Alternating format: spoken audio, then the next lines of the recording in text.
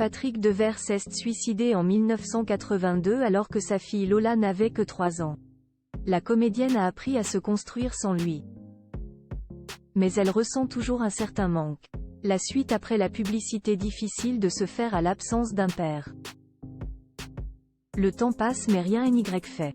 Ce n'est pas Lola Devers qui dira le contraire.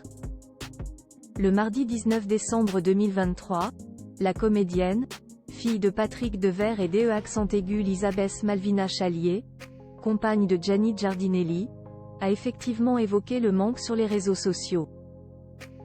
Pour ce faire, elle a partagé une photographie issue de son enfance, en noir et blanc, sur laquelle elle était assise sur les genoux de papa. Un enfant sans père est semblable à une maison sans toiture, écrit-elle, citant un proverbe cambodgien.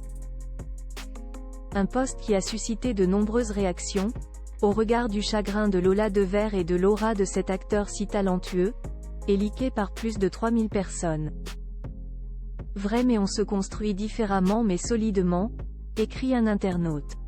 La comédienne Ariane Séguillon souligne la beauté de la photo tandis que sa consoeur Émilie Dequesne lui envoie ses tendres pensées.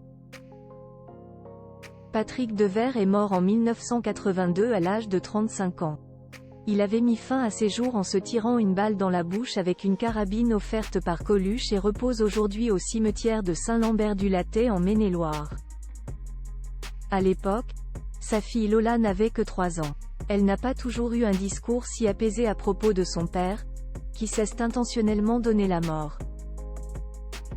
Il nous a laissé tellement de dettes que la vie n'a pas été facile, expliquait-elle récemment dans les colonnes du magazine Voici.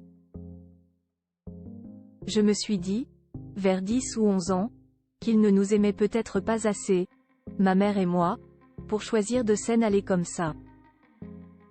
Suicide de Patrick Devers, un appel déclenchant il s'est suicidé après avoir reçu un coup de fil. Patrick Devers aurait dû donner la réplique à Evelyne Bouy dans le biopic Édith et Marcel de Claude Lelouch. Le réalisateur, d'ailleurs, est sans doute la dernière personne à lui avoir parlé de vive voix. Nous venions de déjeuner, se souvient le cinéaste. Il était en super forme, fou de joie de faire le film. 1 heure plus tard, il était mort. Je n'ai jamais compris, mais il y a eu ce coup de téléphone durant le repas, un truc bizarre qui a changé son destin.